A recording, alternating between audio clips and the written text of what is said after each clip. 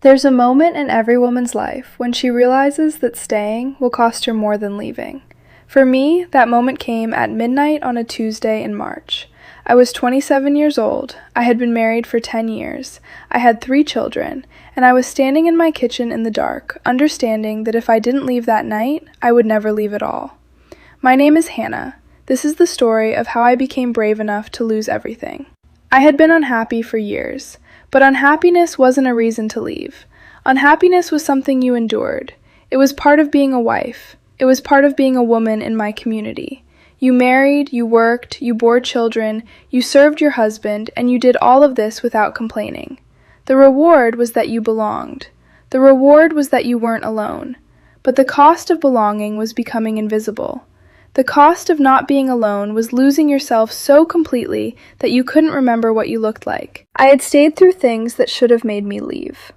I had stayed after the bishop came to my house and told me my body belonged to my husband. I had stayed after I refused him once and the community came to correct me. I had stayed through pregnancies where I was too tired to move and he wanted me anyway. I had stayed through years of understanding that my comfort didn't matter.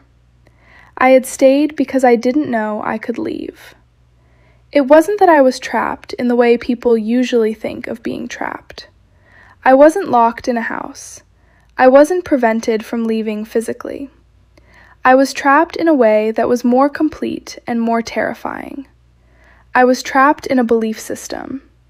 I was trapped in the understanding that leaving would mean losing everyone I had ever loved. I was trapped in the fear of being alone in a world I didn't understand. The Amish practice shunning. When you leave, if you leave, you are cut off from your family. You lose your parents, you lose your siblings, you lose your community. You become a ghost to the people who raised you. Some women can survive that. Some women have the internal resources or the external support to rebuild a life after that kind of loss. I didn't think I was one of those women. But something had been changing in me over the years. It started small. It started with questions. Questions I wasn't supposed to ask. Questions like, why can't I refuse? Why is my body not mine? Why do I feel dead inside? These questions grew. They took up more space in my mind. They made it harder to comply. They made it harder to pretend. I had tried to ignore them. I had tried to pray them away. I had tried to be a better wife. The idea being that if I was good enough, obedient enough, compliant enough, maybe I would stop wanting to leave. Maybe I would stop feeling like I was suffocating. But the questions didn't go away. And then something happened that made ignoring them impossible. I had been working for English families for years, cleaning their houses. It was one of the few ways I had to earn my own money, though I had to give most of it to Jonas. But in those houses, I saw women who were different. Women who made their own decisions. Women who said no to their husbands, and the world didn't end. Women who had their own lives, their own work, their own money. I watched them, and something inside me started to wake up. Something that had been asleep for so long that I almost didn't recognize it. It was a desire. A desire to be a person instead of a role. One of the English women I worked for, a woman named Margaret, noticed something was wrong with me. She asked me one day if everything was okay at home. And for the first time in my life, I told an English person the truth. I told her that I felt trapped. I told her that my husband controlled everything I did. I told her that I wasn't allowed to make decisions. I told her that my body wasn't mine. I told her all the things I had never said out loud to anyone. She listened. And then she did something that changed everything. She gave me a card. It was for a domestic violence shelter. It had a phone number. It had an address. It had a promise that they could help me. I held that card in my pocket for 3 months. I took it out sometimes and looked at it. I memorized the phone number. I imagined calling it. And then I put it back in my pocket, terrified of what would happen if anyone found out I had it. But I kept it, because it was proof that there was another way. It was proof that I didn't have to stay. The night I decided to leave started like any other night. Jonas came home from work. I had supper ready. The children were fed and put to bed. I was doing the dishes when he told me he wanted me. He said it the way he always said it, not as a request, as a statement of what would happen. I was exhausted. I had been up since 4 a.m. I had worked at Margaret's house all day. I had come home and managed my own household. I had cooked and cleaned and managed 3 children and prepared for this moment when my husband would want to use my body. And something inside me broke. Not dramatically, not with anger, but with a quiet, absolute clarity.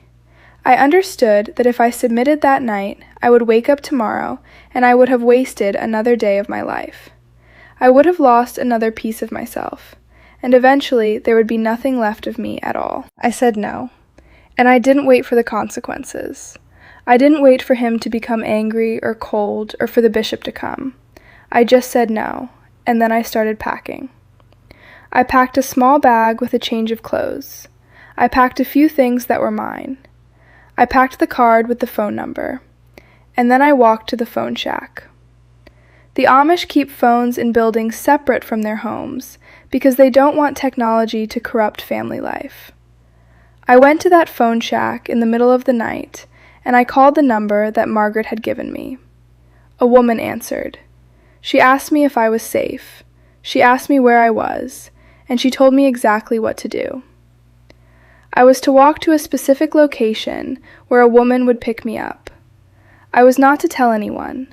I was not to leave a note. Because if I left a note, Jonas could trace me. He could try to convince me to come back. He could use guilt and shame to pull me back into the life I was leaving. I went back to my house. Jonas was asleep. My children were asleep. I looked at my 3 children, and I made a decision that I have spent years reconciling with myself. I made the decision to leave without them. I didn't do this easily. I didn't do this without anguish. But I understood something that the Amish teach you without meaning to. I understood that I couldn't help my children if I was drowning. I understood that if I stayed and lost myself completely, I would have nothing to give them. I understood that in order to save them eventually, I had to save myself first. I left a note.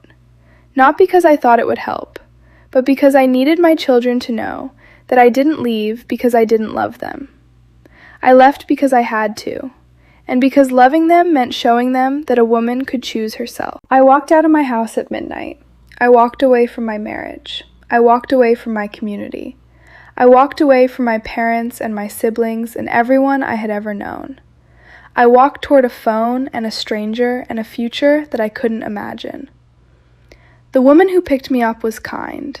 She took me to a shelter. She gave me a room. She gave me food. She gave me the first night of sleep I had experienced in a decade, where I wasn't afraid of what would happen to my body. The next morning, the enormity of what I had done crashed down on me. I had left my children. I had shunned myself so completely that my family would not speak to me. I had become an apostate, a traitor to my faith. I had nothing. I had no money. I had no education past 8th grade. I had no job. I had no family. I had no community. I had nothing but my own life, and I had to learn that that was something. The months that followed were the hardest of my life. The grief of losing my children was almost unbearable. I missed them so much that sometimes I could barely breathe. I wondered constantly if I had made a mistake. I wondered if I should go back. But I also felt something I had never felt before. I felt free. I felt like I existed. I felt like my thoughts mattered. I felt like my body belonged to me. I felt like I was a person. The shelter helped me find a job. I started cleaning houses, but this time I kept my own money. I went to classes to get my GED. I learned things. I read books. I made decisions about my own life. My mother came to see me once, about 6 months after I left. She came secretly, without telling the bishop. She brought pictures of my children. She told me they were doing well. Jonas had remarried quickly, as I knew he would. My children had a new mother now. And my mother said, quietly, that she understood why I had left, even though she could never say that to anyone else. That visit both broke my heart and held it together. I didn't get custody of my children immediately. The legal system is slow and complicated, but eventually I did get them back, or at least partially. They visit me. They know that their mother chose herself, and they know that sometimes that's what you have to do to survive. What I have learned since I left is that the Amish teach you to be afraid of autonomy. They teach you that your own choices will destroy you. They teach you that the only safe place is in obedience and submission.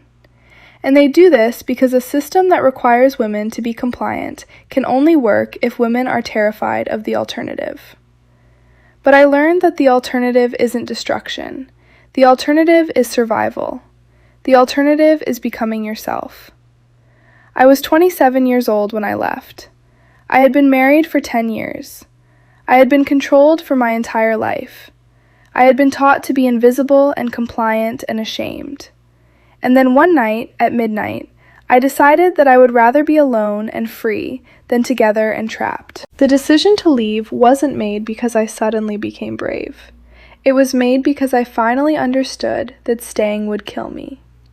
It was made because I had children who would inherit my fear if I didn't break the cycle. It was made because I had one life and I was spending it being erased.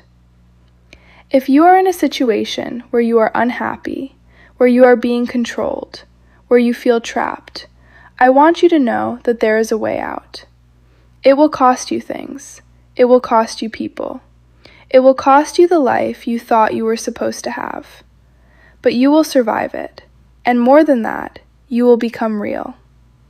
This is my story. If you have thought about leaving and you're terrified of what it will cost, if you're unhappy and you've been taught it's sinful to want something different, if you know you're drowning and you don't know how to save yourself, tell me in the comments. And subscribe if you want to keep hearing the truth from behind the prayer cap.